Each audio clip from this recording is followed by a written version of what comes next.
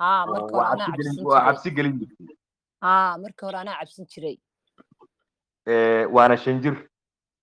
ها 3 bilood waxbaa u marka dheer marka muddo hadda intee la-eg baad talooyinkii aan ku siinay hadda aniga ma xasuusto muddo intee la-eg ayaa hadda talooyinka wadda ku dhaqmaysay bilood wallahi hadda 3 isbuuc 3 jimce way ka soo wareegtay okay maasha Allah 3 wuu toddobaad fiican marka yahay maxaa marka samaysay bal waxaan noo sheeg sameeyey adiga waalidiinta ayaan kalena waxaa u igula faa'iiday taliseen awal hore anfac baan ku dari jiray oo ku oran jiray anfacay raac waa gabadha ka yar isagoo anaa raaca suuliga u raaca waa la hadlaa habeenkii markuu seexanaya waa la jiifsadaa waxyaalo fara badan uga sheekaya waxba ma jiraan hooyo nin ma ku qaadanayo bahal ma ku cunayo adduunka ilaahay keliya laga cabsadaa sariirtan waxaa hadallo badan ugu sheegaa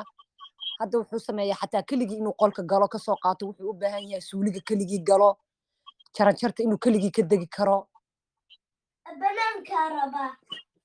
awalna waxa weeye aad ku awalna cabsan jiray qol keligii awalna qof biyaha halay musoo kaxayuu dhihi jiray haa biyaha muu soo qaadan karine waan xasuustaa borobiyo alxamdulilah wuu fiican yahay hadda isagaa biyihiisa soo shubta biyihiisa isagaa soo shubta suuligiisa isagaa gelaya dharkiisa isagaa xidha iskuulka markuu aadayo jaranjarta in badanuu iga sii horeynayaa maasha allah ma baqayo maasha allah sidaa ku wad insha allah dhiirigelintaa ku wada diilahayd haa waxaa kaloo rashiidku rabay inaan ku weydiiyo taka yar anfac waxay keentay inay iminka 2 saniyo waxay jirtaa 2 bilood wax kasta inay ku qabsato umu anfac waxay sugurta arrintii horeetaan wax yar ka dhacaynaa su-aashu waxay ku saabsanayd uma anfac ay 3 toddobaad ka horna weydiisay wax yar muudgal uma anfacay muudgal kasoo bixi doontaa muudgal su-aasha ku fasixi doonaa su-aasha uma anfac waxay ku saabsanayd wiil yar oo 2 caruur ay haystaa baan umalaynaya 5 sano jira oo waxaa ku jiray cabsi aad u fara badan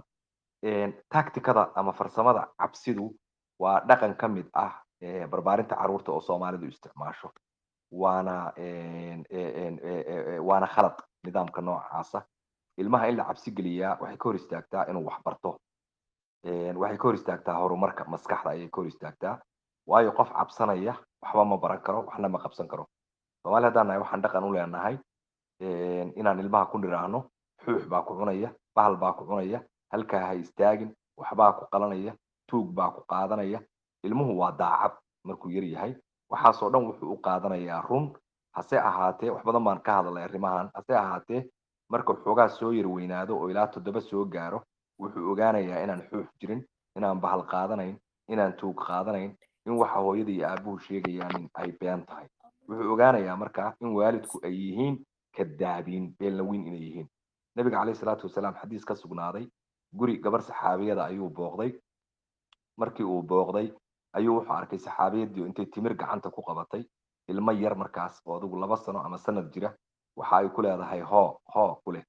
oo sidii ay kusoo dabayso oo kaleeto markaasaa intuusanba ilmihii u iman oo timirtii soo doonan ayaa nabigu calayhi salaatu wasalaam wuxuu ku yidhi ma muhiim bay kaa tahay mase haddii uu kuu yimaado waad siinaysaa waxay igu tiri yaa rasuulallah waan siinayaa haddii uu ii yimaado wuxuu yidhi haddii aadan siiseen oo ay dabid kaa tahay inaad kusoo dabto ilaahay agtiisa waxaa laguu qorayaa inaad tahay kadaabad been lawad inaad tahay ayaa laguu qoraya ilmaha sina been looguma sheegi karo cabsigelintu waa been xuux baa ku qaadanaya waa been bahal baa ku cunaya waa been tuug baa ku xadaya waa been waxaasoo dhan waxba kama jiraan waalidka Soomaalidu maxay u isticmaalaan desperatnimo ama tabardarri farsamo kasta baa ka dhamaatay xataa waxaan arkay dadka qaarkii waxay yiraahdaan waxaa samay bay ilmaha ku yiraahdaan haddii uu maqli waayo si ilmuhu u maqlo waxay yiraahdaan waa ku nacaya ma inaan ku nacaan rabaa taa laftigeeda waa cabsigelin ilmuhu wuxuu jecel yahay waalidkiisa inay jeclaadaan haddaad ilmaha ku tiraahdo waan ku nacayaa ama se ma inaan ku nacaa rabtaa waa cabsigelis waxaad ku cabsigelinaysaa nicitaan inaad nacayb u qaadayso ayaad ku cabsigelinaysaa cabsigelinta ka mid tahay cabsigelintu tarbiyadda carruurta waxa ay ka tahay mamnuuc ilmaha haddaan la cabsigelin wuxuu noqdaa ilmo diiran ilmo waxbaara ilmo maaragtay aan cabsan marka tarbiyadaas la isticmaalo ilmaha la doonayo inuu wax maqlo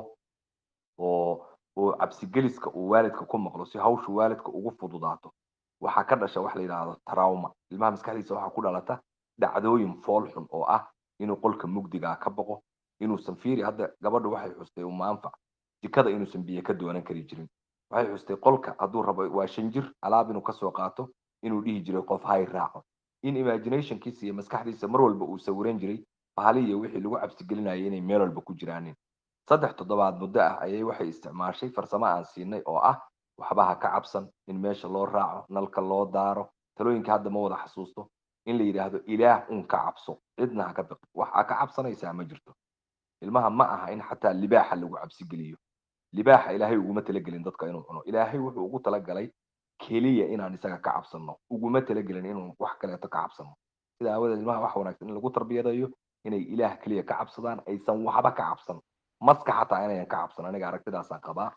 waan lagu cabsi gelin waayo sida xaqiiqada awaasaa khaladaad iyo fasaad dhacay ayaa cabsida inoo keenaya maaha libaaxa ilaahay uguma talagelin inuu dadka cuno